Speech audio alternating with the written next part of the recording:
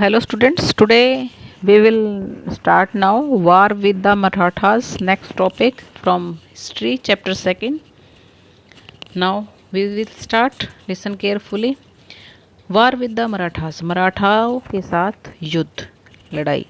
From the late 18th century, 18वीं शताब्दी के अंत से लेकर लास्ट से लेकर the company also sought to curb and eventually destroy Maratha power. Company ने पूरी कोशिश की कुचलने की, दबाने की, डिस्ट्रॉय नष्ट करने की मराठा शक्ति को. With their defeat in the third battle of Panipat, Panipat की तीसरी लड़ाई में हारने के बाद इन 1761 1761 में the Marathas dream of ruling from Delhi was shattered. जो Marathas dream of ruling from Delhi, Delhi पे जो वो शासन करने का सपना ले रहे थे, वॉज शैटर्ड, बिखर गया, टूट गया. They were divided into many states, वो अलग अलग कई छोटे छोटे राज्यों में बट गए. अंडर डिफरेंट चीफ्स, सरदार्स, अलग अलग सरदार्स के नियंत्रण में, कंट्रोल में. बिलोंगिंग टू डायनेस्टीज, जो बिलोंग करते थे, जुड़े हुए थे डायनेस्टीज, अलग अलग वंश से, डायनेस्टीज से, सचज जैसे कि Scindia, Holkar, Gaekwad and Bhonsle. These chiefs were held together in a confederacy. ये जितने भी चीफ्स थे, मुख्य सरदार थे, पर्सन थे, वर हेल्ड टुगेदर, इकट्ठे हुए, इन a कॉन्फिडरेसी under A Peshwa, principal minister, मुख्यमंत्री, who became it's effective military, जो कि इसकी प्रभावपूर्ण सैन्य बनी, एंड एडमिनिस्ट्रेटिव हेड, और प्रशासनिक मुखिया बना, हेड बना, बेस्ड इन पुणे, जो कि पुणे पर आधारित था. Mahadji Scindia and Nana पहाडिनीज were two famous Maratha soldiers and statesmen of the late 18th century. ये जो लास्ट लाइन है, Mahadji Scindia and Nana पहादनीज were two famous Maratha soldiers and statesmen of the late 18th century. इसको underline कर लेना, ठीक है. Now the Marathas were subdued in a series of wars. जो मराठास थे सबड्यूड इंक्लूड हो गए थे, जुड़ गए थे, लग गए थे इन ए सीरीज ऑफ वॉर्स, एक युद्ध की श्रृंखला में, यानी एक के बाद दूसरा, दूसरे के बाद तीसरा, इस तरह से युद्ध में. In the first war that ended in 1782, जो पहला युद्ध था उनका, वो 1782 में ख़त्म हुआ था with the treaty of Salbai, Salbai की संधि के साथ. There was no clear victor, यहाँ कोई भी क्लियर विक्टर नहीं था, विजेता नहीं था जिसको कि विजेता कहा जाए. The second Anglo Maratha war, वो कब हुआ था, 1803 से 1805, was fort on different fronts, जो अलग अलग सीमाओं पर लड़ा गया. Resulting in the British gaining Orissa, इसके रिजल्ट में, परिणाम स्वरूप, जो ब्रिटिश थे, अंग्रेज थे, उन्होंने किस चीज़ को गेन कर लिया, Orissa and the territories north of the Yamuna river, including Agra and Delhi, और उसमें आगरा और दिल्ली भी शामिल थे. फाइनली अंत में the third Anglo Maratha war of 1817 to 1819 crushed Maratha power, उसने मराठा शक्ति को पूरी तरह से कुचल दिया.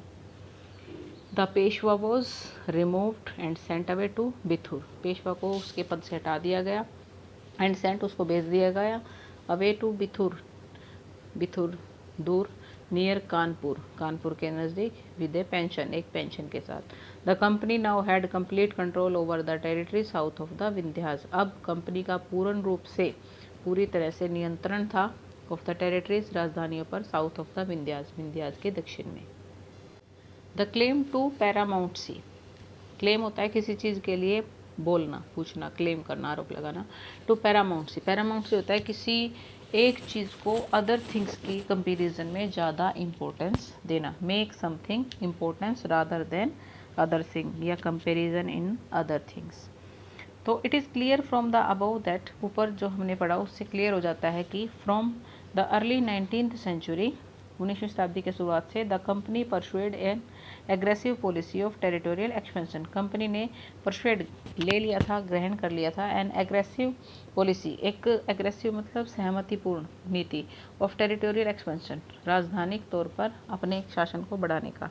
Under Lord Hastings, governor general, from 1813 to 1823, a new policy of paramountcy, उसने एक नई नीति शुरू की, पैरामाउंटसी वॉज इनिशिएटेड, उसको इनिशिएट किया गया, इसमें इंक्लूड किया गया, शुरू किया गया।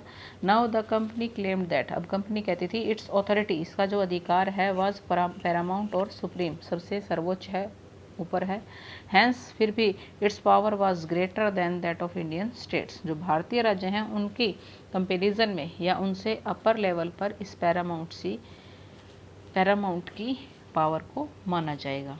इन order to protect its interest, अपने इंटरेस्ट को बचाने के लिए, सुरक्षा के लिए, it was justified in annexing और threatening to annex any Indian kingdom, और उसने साथ में इसमें यह भी कह दिया कि इट वॉज जस्टिफाइड, ये बता दिया गया, एनेक्सिंग की हथियाने में और थ्रेटनिंग डराने में, to annex any Indian kingdom, किसी भी हिंदू या भारतीय साम्राज्य को वो एनेक्स कर सकते हैं, हथिया सकते हैं। This view continued to guide later British policies as well.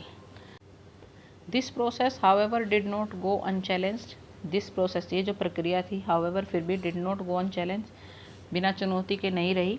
For example, उदाहरण के लिए अगर हम बात करें, when the British try to annex the small state of Kittur, Kittur की जब छोटी सी स्टेट को, राज्य को ब्रिटिशर्स ने कोशिश की एनेक्स करने की, हथियाने की, इन कर्नाटका टुडे, जो कि आज के टाइम में अगर हम देखें तो कर्नाटक में है, Rani Chennamma took to arms and lead an anti British resistance movement, उसने अंग्रेजों के खिलाफ, ब्रिटिशर्स के खिलाफ आंदोलन शुरू कर दिया, जो कि एक रानी थी, महिला थी, महिला होते हुए भी।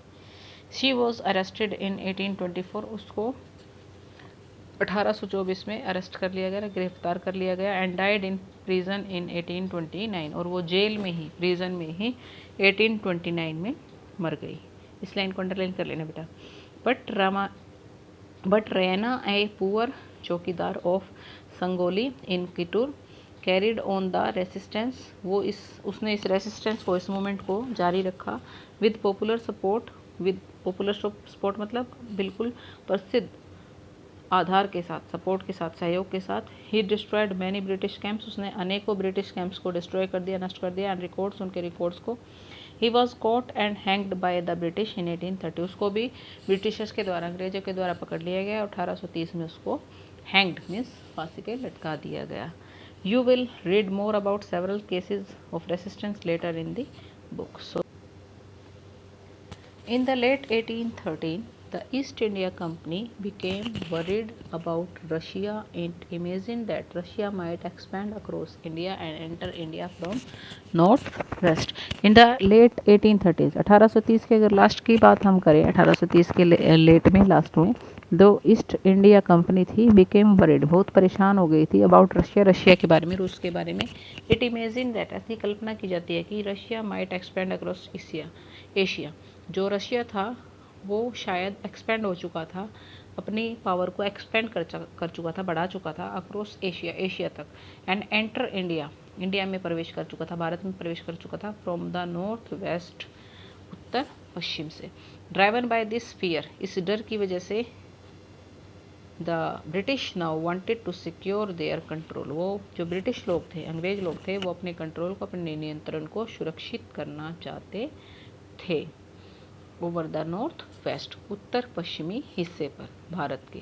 दे फॉट ए प्रोलॉन्ग्ड वॉर, उन्होंने बहुत बड़ा युद्ध लड़ा, लंबा, with Afghanistan between 1838 and 1842, and established indirect company rule there, और इनडायरेक्ट, अप्रत्यक्ष रूप से कंपनी शासन को वहाँ पर उन्होंने शुरू किया।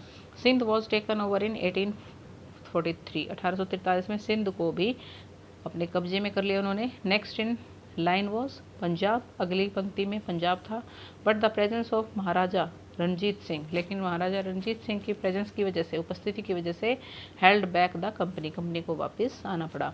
आफ्टर हिज डेथ, उसकी मृत्यु के बाद, इन 1839, 1839 में, 2 प्रोलॉन्ग्ड वॉर्स, 2 लंबे युद्ध लड़े गए, were fought with the Sikh kingdom, Sikh साम्राज्यों के साथ, राजाओं के साथ, और ultimately in 1849 Punjab was annexed, Punjab को भी 1849 में हथिया लिया गया। So thank you students, now our topic is complete. You must watch this video because in our next offline class we will discuss next topic, not this topic. Okay, like and subscribe my channel. Thank you, have a nice day.